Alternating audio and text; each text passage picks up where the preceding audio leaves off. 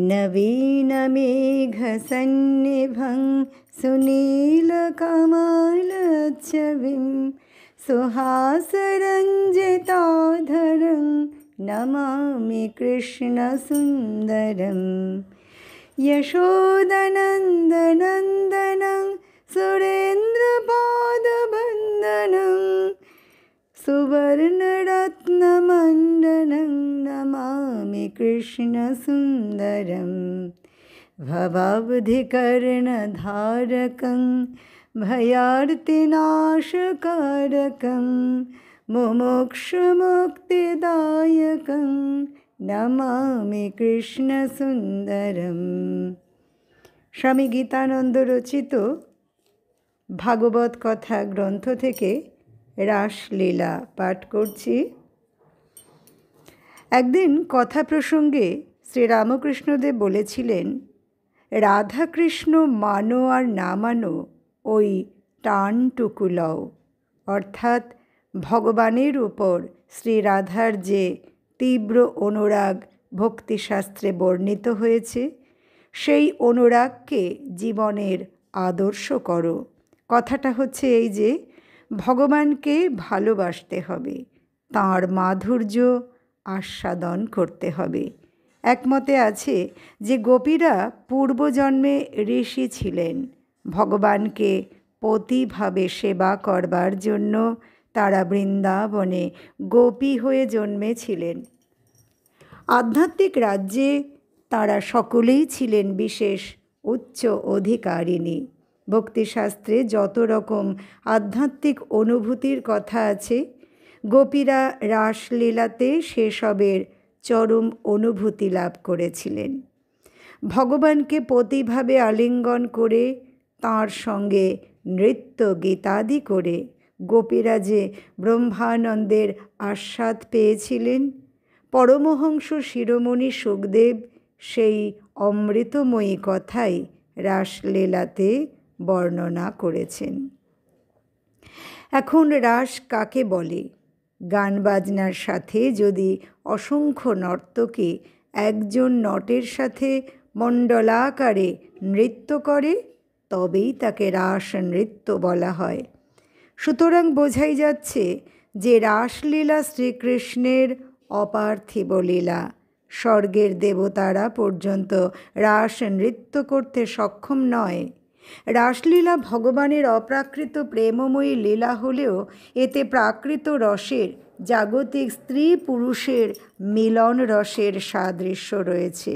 আমাদের কোনো জিনিস বুঝতে হলে জাগতিক জিনিস দিয়েই বুঝতে হবে। তাছাড়া আমাদের বোঝবার আর কোনো উপায় নেই।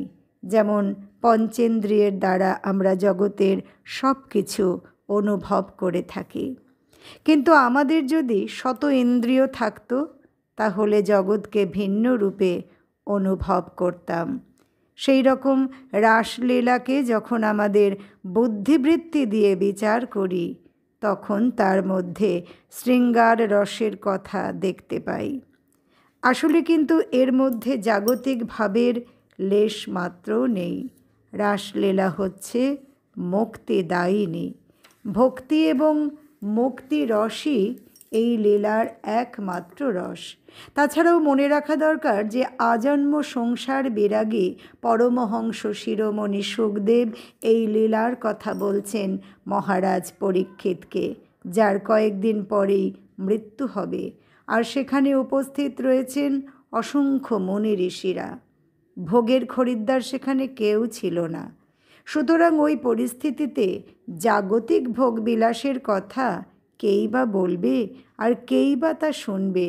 ব্রহ্মর্ষি শুকদেব এই রাসলীলা বর্ণনা করবার পর শেষ কথা বলেছেন, শ্রীকৃষ্ণের এই রাসলীলা যে শ্রদ্ধার সঙ্গে বলবে অথবা শুনবে, সে হৃদরোগজনিত কাম থেকে মুক্ত হয়ে ভগবানে পরাভক্তি লাভ করবে। এই প্রাপ্তি কি কখনো জাগতিক ভোগবিলাসের আলোচনায় লাভ করা সম্ভব? রাসলীলার ব্যাখ্যায় শ্রীধর স্বামী প্রথমেই বলেছেন, ব্রহ্মাদি দেবতাদের পর্যন্ত বিপর্যস্ত করে কামদেবের মনে এতই গর্ব হয়েছিল যে সে নিজেকে তিলক বিজয়ী বলে ভাবতে থাকে। মদনকে অবশ্য প্রশ্ন করা যায়, কেন মদন ভস্যের কথা কে ভুলে গেলে? উত্তরে মদনদেব হয়তো বলবেন, হ্যাঁ, হরকোপানলে একবার আমি ভস্মীভূত হয়েছিলাম বটে, কিন্তু সেখানে শক্তির তো পরীক্ষা হয়নি। ধ্যান, জপ ইত্যাদি তো মদন যুদ্ধের উপযুক্ত পরিবেশ নয়। শিব ধ্যান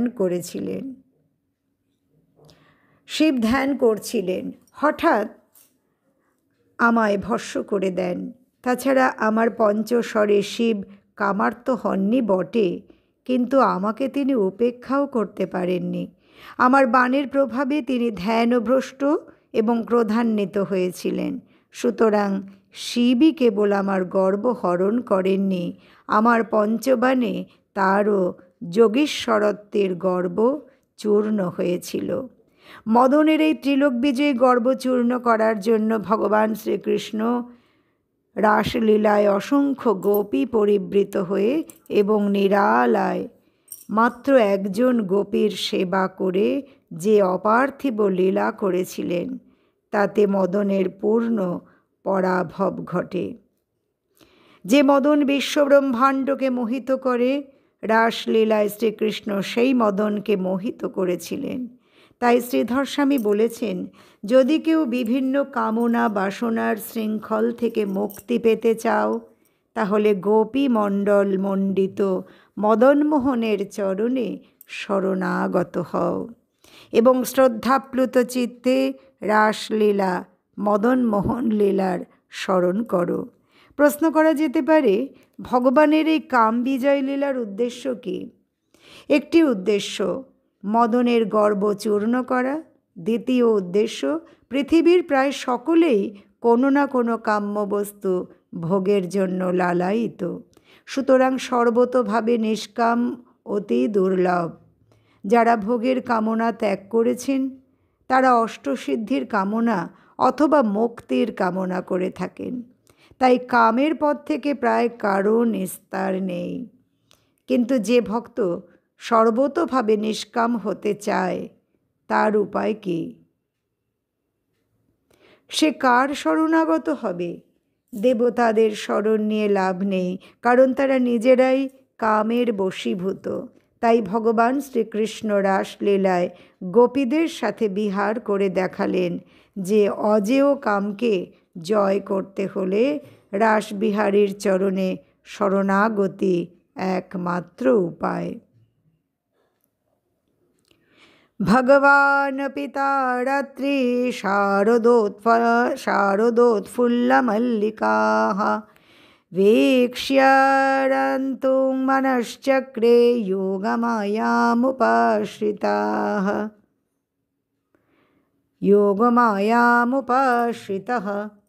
সুখদেব বললেন, শ্রী ভগবান ষড়ৈশ্বর্যপূর্ণ হয়েও মল্লিকা প্রভৃতি শারদীয় কুসুমে সুশোভিত এই রাত্রি সমাগত দেখে নিজের অচিন্ত শক্তি যোগ মায়াকে আশ্রয় করে গোপীদের সাথে বিহার করতে ইচ্ছা করলেন। রাসলীলার প্রথম শ্লোকের প্রথম শব্দই হল ভগবান। ভগবান কে?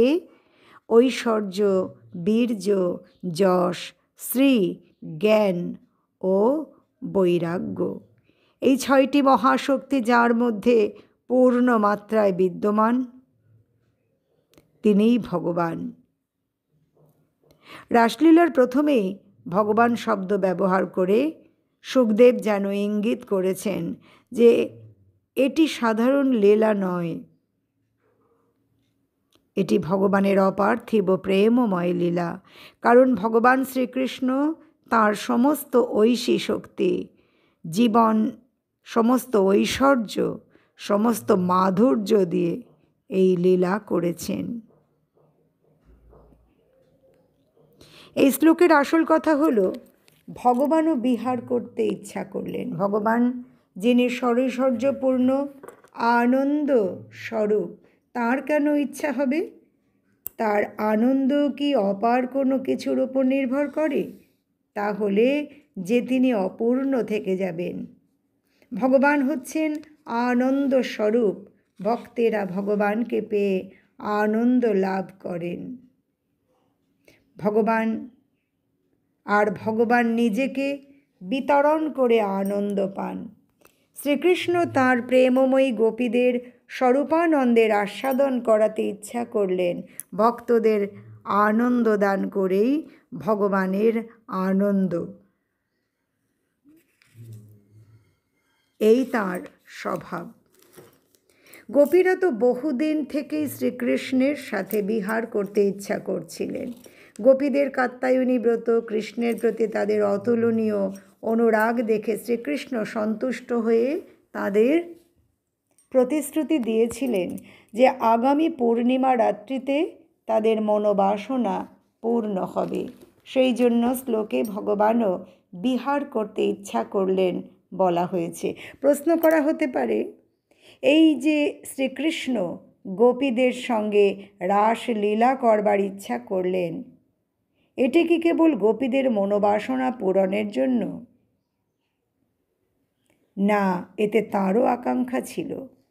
যদি রাসলীলায় ভগবানের নিজের কোনো ইচ্ছা না থাকতো, কেবল গোপীদের মনোবাসনা পূর্ণ করার জন্যই করতেন, তাহলে কৃষ্ণের রাসলীলার ইচ্ছা অভিনয়ের মতো করা হতো।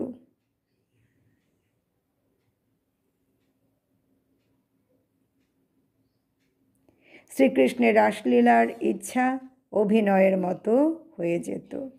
তাহলে শ্লোকে আত্মনেপদ ব্যবহার না করে পরমস্ময়ী পদ ব্যবহার করা হতো। অর্থাৎ রন্তুং মনশ্চক্রে বিহার করতে ইচ্ছা করলেন না বলে রন্তুং মনশ্চাকর গোপীদের বিহার করাতে ইচ্ছা করলেন। এইরকম একটি প্রশ্ন ভাগবতেই রয়েছে। সুখদেব আত্মারাম জ্ঞানী শ্রেষ্ঠ হয়েও ব্যাসদেবের কাছে ভাগবত শুনলেন এবং মহারাজ পরীক্ষিতকে ভাগবত শোনালেন। কিন্তু কেন? তিনি তো আত্মারাম, নিজের আনন্দে সদাই পূর্ণ। আনন্দের জন্য তার তো কোনো কিছুরই দরকার হয় না। তার ভাগবত কথা শোনারও দরকার ছিল না এবং পরীক্ষিতকে বলারও দরকার ছিল না। তবুও তিনি ভাগবত কথা শুনলেন এবং অপরকে শোনালেন। কিন্তু কেন? উত্তরে বলা হয়েছে, ভগবান শ্রীহরির এমনই কোনো বিশেষ গুণ আছে যে আত্মানন্দে বিভোর মুনি ঋষিরা সকল প্রকার বিধিনিষেধের পার হয়েও ভগবানে অহৈতুকী ভক্তি করে থাকেন। কোনো কারণ, কোনো প্রয়োজন না থাকলেও তারা শ্রীহরির ভজনা করেন। সেই রকম এখানেও ভগবান নিত্য তৃপ্ত, আপ্তকাম, নির্বিকার, সচ্চিদানন্দ বিগ্রহ হয়েও গোপীদের সাথে বিহার করলেন। কারণ গোপীদের প্রেমে ভক্তিতে এমনই কোনো অনির্বচনীয় গুণ আছে যাতে আকৃষ্ট হয়ে শ্রীকৃষ্ণ তাদের সাথে বিহার করতে ইচ্ছা করলেন।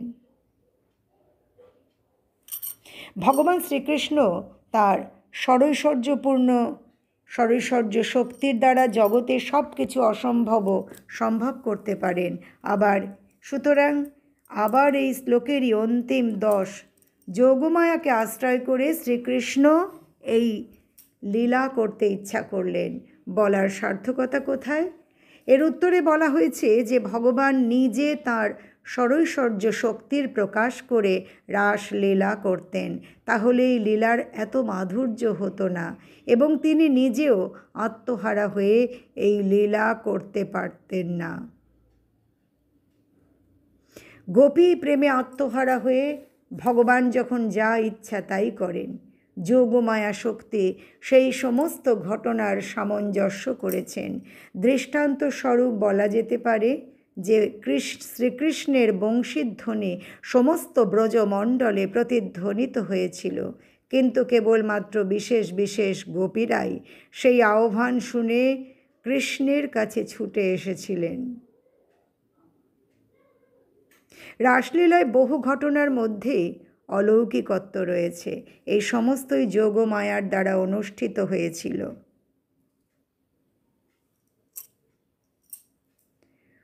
সমস্ত ঘটনা ঘটাবার জন্য যদি কৃষ্ণকেই মনোনিবেশ করতে হতো কিংবা তার ঐশ্বর্য প্রকাশ করতে হতো, তাহলে তিনি আত্মহারা হয়ে গোপীদের প্রেমাস্বাদন করতে পারতেন না। অতএব শ্রীকৃষ্ণ যোগমায়া শক্তিকে আশ্রয় করে তাঁর উপর সমস্ত অঘটন ঘটাবার দায়িত্ব দিয়ে নিজে রাসলীলার মাধুর্য আস্বাদন করেছেন। রাসলীলার প্রথম শ্লোকের ব্যাখ্যা করে কত লোক যে কত রকমের সংশয়, আপত্তি, মতবাদের উত্থাপন করেছেন তারই অত্যা নেই। রাসলীলা হচ্ছে নিত্য সিদ্ধা গোপীদের সাথে মদন মোহনের মিলনোৎসব। চৈতন্য ঘন প্রেমময় জ্ঞান স্বরূপ শ্রীকৃষ্ণের সাথে ভক্তি স্বরূপা গোপীদের মিলন মহোৎসব। পরমাত্মার সাথে জীবাত্মার মিলন। আবার এও বলা যায় যে রাসলীলা হচ্ছে ভক্ত ভগবানের আত্মসমর্পণের কাহিনী। ভক্ত রাসলীলায় একান্তভাবে ভগবানকে পেলেন এবং ভগবানও ভক্তের ইচ্ছায় ভক্তের প্রেমালিঙ্গনে আবদ্ধ হলেন। সুতরাং রাসোৎসব হচ্ছে ভক্ত ভগবানের সুমধুর অনির্বচনীয় মিলন উৎসব। কৃষ্ণায় বাসুদেবায় দেবকী নন্দনায় চ নন্দগোপকুমারায় গোবিন্দায় নমো নমঃ। আমরা স্বামী গীতানন্দ রচিত ভাগবত কথা গ্রন্থ থেকে রাসলীলা পাঠ করছি। আগে যে অংশ পাঠ হয়েছে তার পরবর্তী অংশ। ভগবান দুর্বাসাকে বলেছিলেন, ভক্তেরা আমার প্রাণের চেয়েও প্রিয়, তারাই আমার আত্মা। সুতরাং গোপীরা শ্রীকৃষ্ণের শক্তি, তাঁরই অংশ। অগ্নি ও তার দাহিকা শক্তি যেমন আলাদা নয়, সেই রকম শ্রীকৃষ্ণ এবং গোপীরা পৃথক নয়। কেবল লীলা বিলাসের জন্য বিভিন্ন দেহে লীলা করছেন। শ্রীচৈতন্য অবতারে একই দেহে শ্রীকৃষ্ণ ও শ্রী রাধিকা লীলা করেছেন। আবার শ্রীকৃষ্ণ অবতারে দুই দেহে রাধা ও কৃষ্ণ রূপে লীলা করেছেন। অর্থাৎ শ্রীকৃষ্ণ নিজেই নিজের সাথে খেলা করেছেন। এই কথাটি রাসলীলায় বিশেষ করে মনে রাখা দরকার যে গোপীরা শ্রীকৃষ্ণেরই অংশ, তাঁর থেকে আলাদা নয়। কথাটা হলো এই যে চিন্ময় সর্বশক্তিমান প্রেমময় শ্রীকৃষ্ণ গোপীদের অর্থাৎ মানুষকে ভালোবাসার জন্য বিহার করতে ইচ্ছা করলেন। ভক্তের কাছে এই তত্ত্বই হচ্ছে পরম তত্ত্ব এবং এর মধ্যেই রয়েছে মনুষ্য জীবনের চরম সফলতার ইঙ্গিত। রাসলীলায় দেখা যায় যে ভগবানকে ভালোবাসলে তিনি সেই ভালোবাসা গ্রহণ করেন এবং নিজেও ভালোবাসেন। সুতরাং কৃষ্ণগত প্রাণা গোপীদের হৃদয়ের সুরের সাথে যদি কোনো সাধক তার হৃদয়ের সুর মেলাতে পারেন, তাহলে তিনিও রাসলীলাকে যথার্থভাবেই হৃদয়ঙ্গম করতে সমর্থ হবেন, সন্দেহ নেই। প্রেমপূর্ণ সেবার দ্বারা ভগবানকে আনন্দ দেবার জন্য গোপীদের উৎকণ্ঠা যখন চরমে পৌঁছেছে, সেই সময় ভক্তের বাসনা পূর্ণকারী শ্রীকৃষ্ণ তাদের সেবা গ্রহণ করার জন্য ইচ্ছা করলেন। তার ইচ্ছার সাথে সাথেই সমস্ত পরিবেশ রাসলীলার উপযুক্ত রূপ ধারণ করল। পূর্ণচন্দ্রের কিরণে সমস্ত ব্রজধাম আলোকিত হয়েছে দেখে শ্রীকৃষ্ণ গোপীদের আহ্বান করবার জন্য মধুর স্বরে বাঁশি বাজালেন। ভগবৎ প্রেম বৃদ্ধিকারী সেই বাঁশি শুনে কৃষ্ণই যাদের চিত্ত আকর্ষণ করেছেন, সেই গোপীরা অত্যন্ত ব্যাকুল হয়ে একে অপরকে কৃষ্ণাভিসারের কথা না জানিয়েই ছুটে চললেন সেই প্রেমময়ের কাছে। ভগবান তো আমাদের সব সময় ডাকছেন, কিন্তু আমরা তার আহ্বান শুনতে পাই না।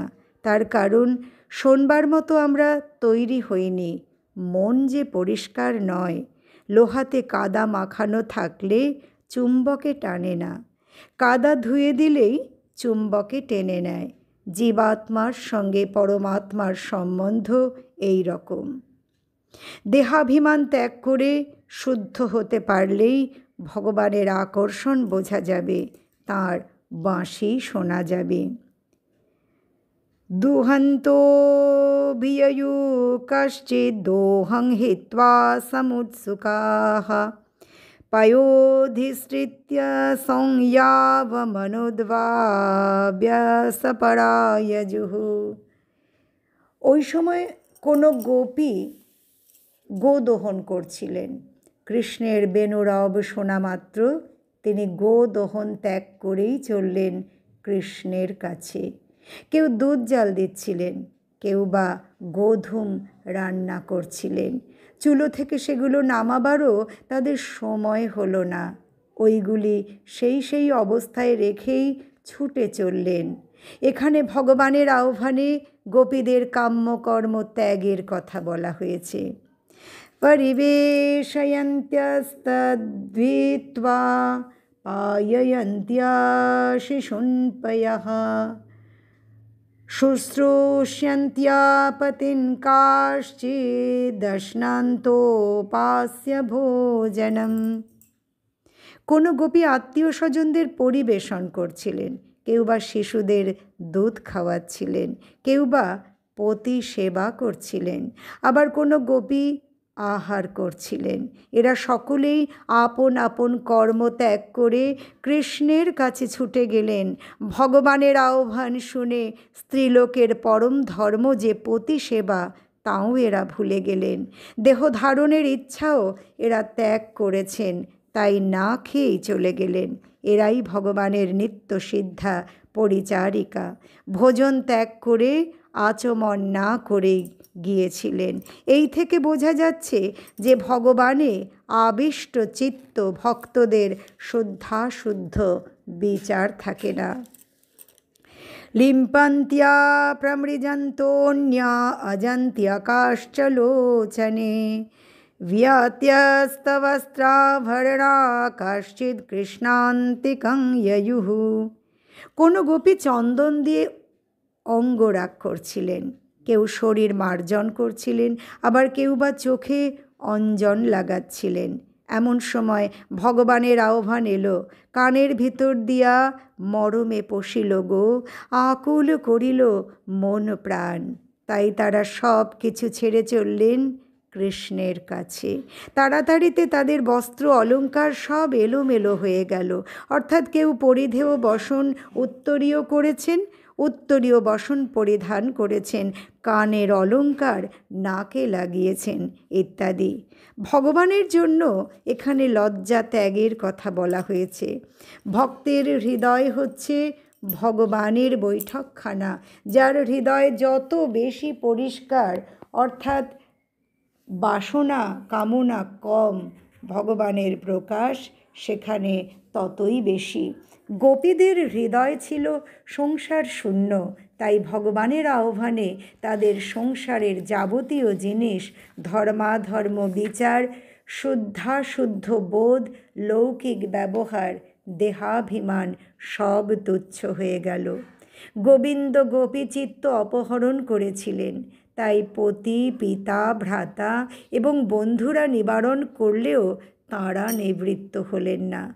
কয়েকজন গোপী কিন্তু আপন আপন পতি পিতা প্রভৃতির প্রতিবন্ধে রাসস্থলে যেতে পারলেন না। তারা তখন গৃহমধ্যে থেকেই চক্ষু মুদ্রিত করে কৃষ্ণের ধ্যানে একেবারে ডুবে গেলেন। গোপীদের মধ্যে দুইটি শ্রেণী ছিল, নিত্যসিদ্ধা ও সাধন সিদ্ধা। যারা অনাদিকাল থেকে নিত্যই শ্রী ভগবানের সাথে মিলিত রয়েছেন, সাধনের দ্বারা গোপীদেহ প্রাপ্ত হননি, তারা নিত্যসিদ্ধা নামে প্রসিদ্ধ, যেমন শ্রী রাধা, ললিতা প্রভৃতি। আবার ত্রেতাযুগে যখন রামচন্দ্র সীতা দেবীর সাথে দণ্ডকারণ্যে বাস করছিলেন, সেই সময় সেখানে কিছু গোপাল উপাসক ঋষি ছিলেন। তারা সীতা দেবীর মতো তাদের ইষ্ট দেবতার সেবা করতে বাসনা করেছিলেন। এরাই পরে ব্রজধামে গোপীদেহে জন্মগ্রহণ করেছিলেন, তাই এরা হলেন সাধন সিদ্ধা। আবার এই সাধন সিদ্ধাদের মধ্যে দুইটি ভাগ ছিল। একদল নিত্য সিদ্ধাদের সমবয়স্কা এবং তাদের সাথে সখীভাবে আবদ্ধ। এরা নিত্য সিদ্ধাদের সংস্পর্শে এসে ভগবানের উপর নির্মল ভালোবাসা লাভ করেছিলেন। সুতরাং নিত্য সিদ্ধাদের মতো এদেরও পতি এবং আত্মীয় স্বজনের উপর মমতা ছিল না। এরাই আত্মীয় বন্ধুর নিবারণ উপেক্ষা করে কৃষ্ণের কাছে গিয়েছিলেন। নিত্য সিদ্ধাদের কোনো বাধাই হয়নি। আর যারা বয়োধিকা তাদের নিত্য সিদ্ধাদের সাথে সখিত্ব না হওয়াতে ভগবানের উপর নির্মল প্রেম জন্মেনি। সেই জন্য আত্মীয় স্বজনের উপর তাদের কিছুটা মমতা ছিল। এরাই রাসস্থলে যেতে না পেরে গৃহমধ্যে থেকেই কৃষ্ণের ধ্যানে একেবারে ডুবে গেলেন। ভাগবতাকার দেখিয়েছেন যে জাগতিক বিষয়ে কিছুমাত্র মমতা থাকলে ভগবানকে পাওয়া যাবে না। শ্রীরামকৃষ্ণদেব যেমন বলতেন, সুতার মধ্যে একটুও ফেঁসো থাকলে সূচে পড়ানো যায় না। যারা রাসস্থলে যেতে পারলেন না তারা গভীর ধ্যানের মধ্যে কৃষ্ণের বিরহজনিত দারুণ দুঃখ ভোগ করার ফলে তাদের সমস্ত সঞ্চিত পাপ ক্ষয় হয়ে গেল। আবার হৃদয় মধ্যে ধ্যানেতেই কৃষ্ণকে আলিঙ্গন করে তারা যে পরম সুখ অনুভব করলেন তাতেই তাদের সঞ্চিত পুণ্য ক্ষীণ হয়ে গেল।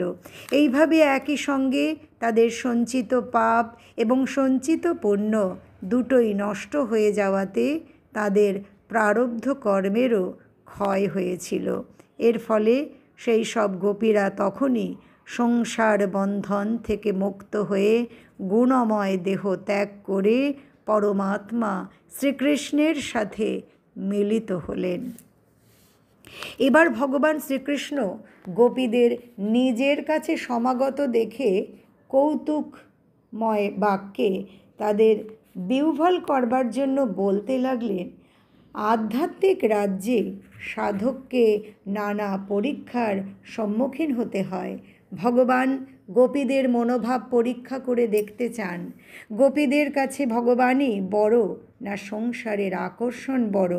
ভাগবতাকার 10টি শ্লোকে কৃষ্ণের পরিহাস বাক্য লিপিবদ্ধ করেছেন। এর প্রত্যেকটি শ্লোকে নিবারণ ও অনুমোদন দুই রকম অর্থ পাওয়া যায়। সাধারণভাবে শ্লোকগুলিতে শ্রীকৃষ্ণ গোপীদের নিবারণ করে ব্রজে ফিরে যেতে বলছেন। তিনি নানা ছলে তাদের নিবারণ করলেও অন্তরে তাদের আগমন অনুমোদনই করেছেন। স্বাগতং वो महाभागा प्रियं किं वरवानिवः ব্রজস্যানাময়ং কচিদ ব্রতাগমন কারণম। হে ভাগ্যবতীগণ, তোমাদের আগমন শুভ হয়েছে তো? বলো তো তোমাদের কি প্রিয় কাজ করব? ব্রজের মঙ্গল তো? তোমরা এখন এখানে আসার কারণই বা কী হতে পারে? ভগবান নিজেই আহ্বান করেছেন, আবার নিজেই জিজ্ঞাসা করছেন তাদের আসবার কারণ। বাইরে থেকে শুধু রহস্যই মনে হচ্ছে, কিন্তু অনুমোদন অর্থে ভগবান বলছেন, আমি বাঁশি বাজিয়ে তোমাদের আহ্বান করা মাত্র তোমরা এখানে শুভাগমন করেছ, এতে ভালোই হয়েছে। বহু জন্মের সুকৃতির ফলে আমাকে এইভাবে লাভ করা যায়। সুতরাং তোমরা ভাগ্যবতী, তোমাদের স্বাগত জানাচ্ছি। তোমাদের আগমনেই ব্রজের মঙ্গল সূচিত হয়েছে। এখন বলো কি করে তোমাদের খুশি করব? রজন্যেষা ঘোররূপা ঘোরসত্ত্বনিষেবিতা প্রতিয়াত ব্রজঙ্গনেহ স্থেয়ং স্ত্রীভিঃ সুমধ্যমাঃ। নিবারণ অর্থে শ্রীকৃষ্ণ বলছেন যে রাত্রি অতি ভয়ঙ্কর, রাত্রি অতি ভয়ঙ্কর সময়, তার উপর হিংস্র জন্তুরা সব এই জঙ্গলে ঘুরে বেড়াচ্ছে।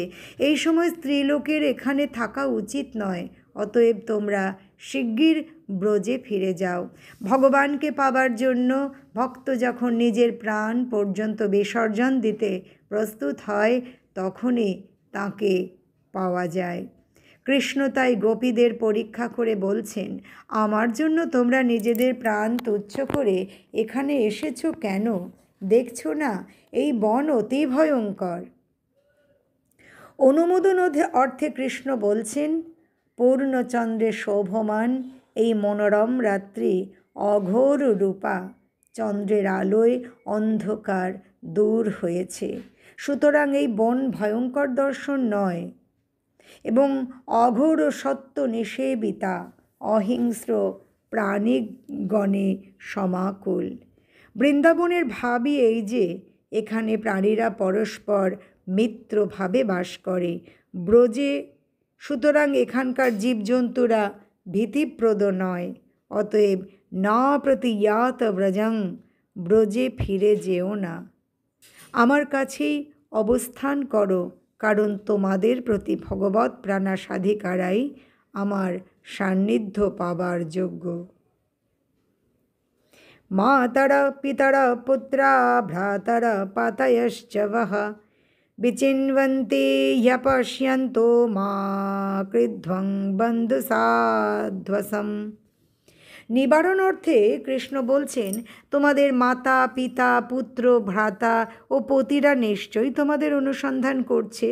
আত্মীয় স্বজনদের মনে ভয় উৎপাদন করো না, তাদের সন্তোষ বিধান করাই সকলের কর্তব্য, বিশেষত স্ত্রীলোকদের পক্ষে। কৃষ্ণ এখানে গোপীদের কর্তব্য ভঙ্গের ভয় দেখালেন। ভাবটা এই যে তিনি দেখাতে চান গোপীদের কাছে লৌকিক ব্যবহারই বড় না ভগবান বড়। অনুমোদন অর্থে বলছেন, মাতা পিতা প্রভৃতি তোমাদেরও না দেখে অন্বেষণ করছে না, কেননা তোমরা তো তাদের উপেক্ষা করেই চলে এসেছো। সুতরাং বন্ধুদের কাছ থেকে ভয় পেও না, এখন এখানেই থাকো। দৃষ্টং বনং কুসুমিতং রাকেশকররঞ্জিতং যমুনা নীলনীলীলৈজতরুপল্লবশোভিতম। কৃষ্ণের কাছ থেকে বারবার ব্রজে ফিরে যাবার কথা শুনে গোপীরা ভাবছেন, যার জন্য সমস্ত কিছু ত্যাগ করে এলাম তিনিই কিনা আমাদের ফিরে যেতে বলছেন।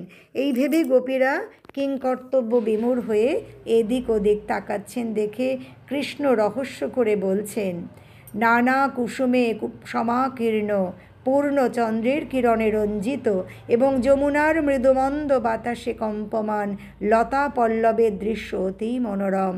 তা তোমাদের এই মনোরম বন শোভা তো দেখা হলো, এইবার ব্রজে ফিরে যাও।